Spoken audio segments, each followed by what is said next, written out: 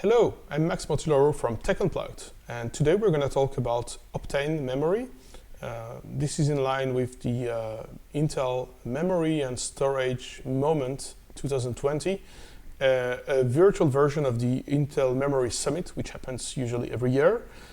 During this event, I've been participating as a Tech Field Day delegate into the Tech Field Day presentation, into some embargoed sessions, and as well in a roundtable discussion.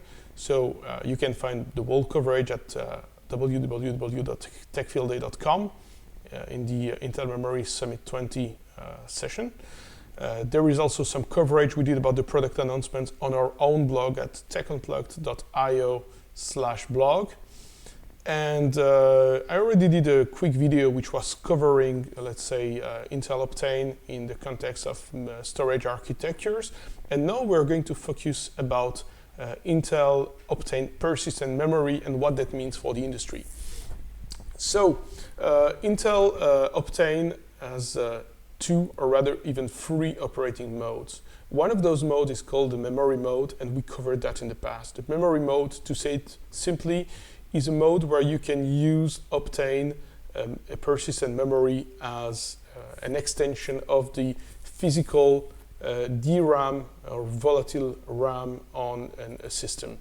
So that means that you use the Optane pool of persistent memory to increase the capacity of the RAM, and you front it with some DRAM which acts as a cache, and the actual information is written on the persistent memory. When you do that, Optane ceases to be a persistent memory, actually. So the name is it's a bit intriguing, but even if it's called Intel persistent memory, by the time you use it as memory in memory mode, it ceases to be persistent. It's going to act as RAM, simply. Just an extension, cheaper than RAM, use RAM to cache it, get more capacity at a very similar performance level, and that's it. But what is interesting is the so-called app direct mode.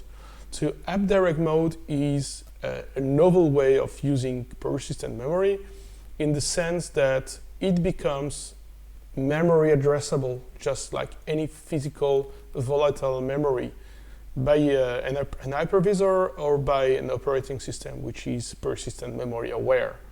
Well, there are already some applications which use that. There are applications like Redis, some distributed databases, in-memory databases like SAP, and so on. So it is not, and maybe even Oracle Exadata, I'm not 100% sure about that one right now, but it is not something which is entirely new. It is a technology which is starting to be used.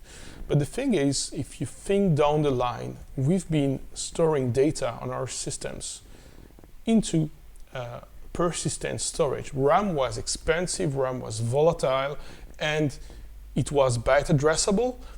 But when you needed to write your data somewhere, well, either you kept faith on having a battery in your system which would hold the data into the RAM, or you would have to write it down to something persistent.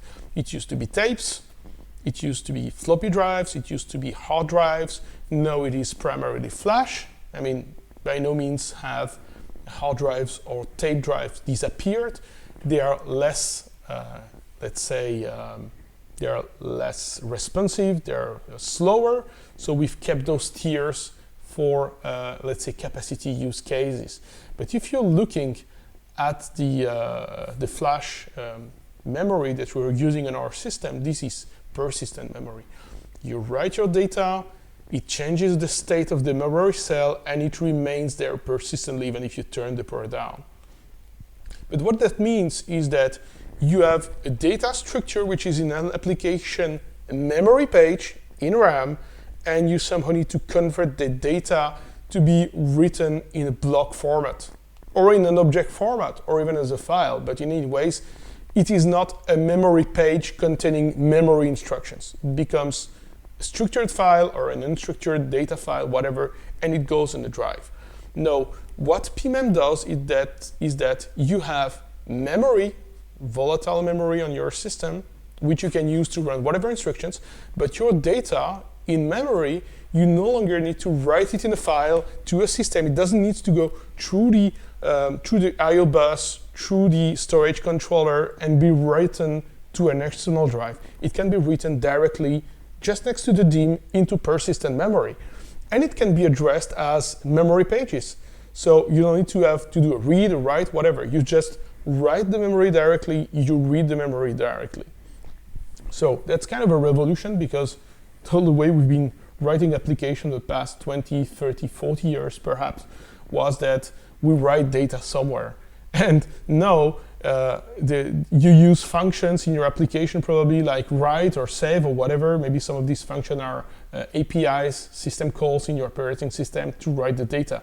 Now, with this revolution of persistent memory, you have to make your data write and your data read differently. You're going to address directly the memory there. So it's going to be a big change for applications in terms of how they are programmed. One way to argue against that is that you probably don't need to do that at all, because apparently the trend of these past 10, 20 years was that if something doesn't work well enough, well, we're just going to throw more CPU power and more memory at it and more storage at it, and it's going to work. So there's one way of saying that programmers are going to be lazy, and I'm not meaning to be harmful here, but I mean, they're just going to continue writing applications the way they are, because after all, it works, and there's no essential reason to change that. Or they're going to want to adapt to that persistent memory change and start writing applications to persistent memory. No, there's a good rationale here to think about is, do all applications need to be rewritten, reprogrammed to take advantage of persistent memory? Well, probably not, because it depends where your data resides, where the data has to be written, and so on. If it's a cloud-based application, then perhaps it's going to use, cloud structure, cloud API calls to write data wherever on the cloud. It could be object. It doesn't mean to necessarily have to be written in persistent memory using memory pages and so on, but for the most critical applications, we see that some of them already use in-memory databases, and those in-memory databases most likely are either converted to use memory pages or are on the verge of leveraging that. What it also means, one of the other aspects to that is let's say the long-term view on storage architectures. Are we going to so the current challenge with persistent memory is that it is local to a server.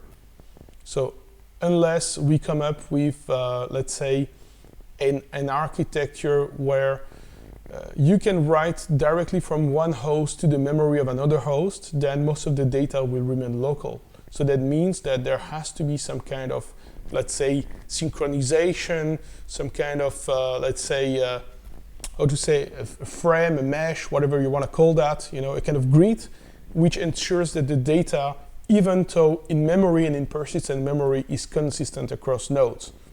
Unless you want to run everything on a single server, which is then going to be, let's say, a potential single point of failure in case you lose the data. So that's one aspect. It goes beyond the technology itself. It goes into the application of this technology.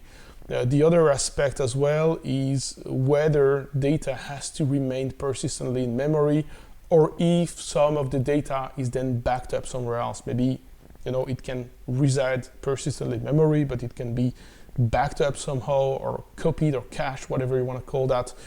Let's say it can trickle down to a storage system, actually. So that's another aspect to it.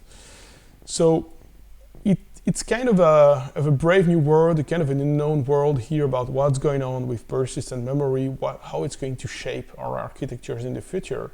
And the other aspect to that as well is media cost, because if you look at it, with Optane, with 3D cross-point persistent memory, we are more or less where we were with Flash 10, 15 years ago, right? It was very expensive, it was fast, but we didn't know if it was going to be broadly adopted, what would happen. There were proprietary formats.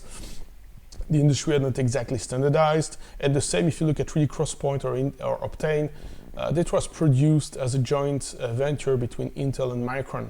We know that Intel is now at their second generation. Micron might be working at their first kind of generation of Optane or 3D XPoint-like memory, which is probably going to be a step ahead, or rather, if they go live with a product, it's going to be probably on par with second generation Intel. And that's notwithstanding all of the complex legalese agreements, agreements about operations after the split between Intel and Micron. So it's very hypothetical to talk about that right now. But only time will tell us if persistent memory is going to be the brave new world of IT and flash memory, or if it's going to be a dead end. One thing though is that the storage, forgot the name of the SNIA, so the Storage Network Industry Association, if I say it right, they've been working very intensely on a persistent memory framework. They're adamant about using the PMEM terminology, about whether you need to capitalize or not, but beyond that folklore, those guys have been working on a very detailed framework for persistent memory, how you need to program, how you need to address it and all, and it's really interesting to read. So if you have a chance, please go and read something about that. And I will be leaving you on those thoughts, whether PMEM is going to be the future of storage, if it's just going to be anecdotic for the most high performance applications. If you have some thoughts about that, just tell us about it, write about it, let us know in the comments, wherever you want. I think that's an interesting and exciting discussion to have. With that, I wish you a great day.